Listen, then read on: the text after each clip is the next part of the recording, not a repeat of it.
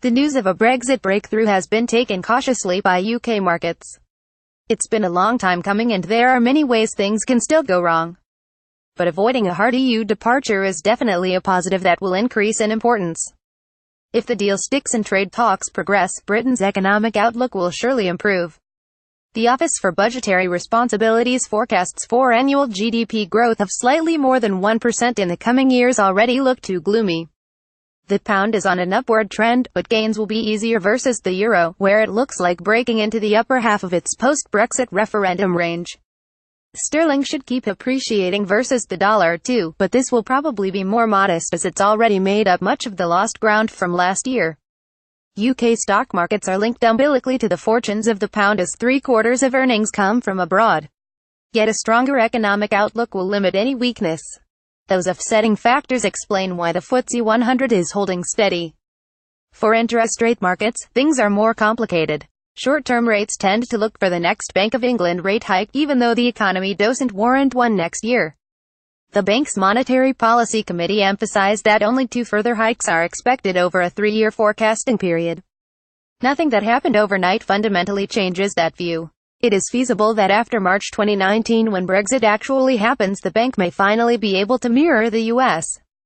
Federal Reserve's steady hiking path. The shorter end of the yield curve may well steepen to reflect that. For gilt yields, there's already an upward pull from rising U.S. bond yields. The Fed is almost certainly going to raise rates again next week by 25 basis points, and will hike 3 or 4 times next year. Short-term technical factors also point to higher gilt yields. A recent large coupon payment has passed through, and last month's government budget statement made clear gilt issuance will only rise. A stronger pound will probably push gilt yields up too. The 30-year spread to U.S. Treasuries is close to the narrowest it's been all year.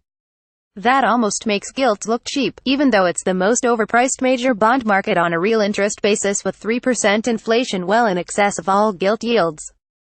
With leading cabinet Brexiteers Boris Johnson and Michael Gove backing Prime Minister May's Brussels deal, her ministers are at least supporting her in public. Keeping her pro-Brexit right-wingers in check is probably more important than any brinkmanship over Ireland, but their justified anxiety about losing an election to Jeremy Corbyn's Labour Party appears to be doing that job for her. The relatively muted market reaction doesn't mean optimism won't build, and that should put sterling markets on a stronger footing. May's precarious political position will be exposed again during inevitably painful EU trade talks, but fear of Corbyn is just about holding the ship together for now. This column does not necessarily reflect the opinion of Bloomberg LP and its owners.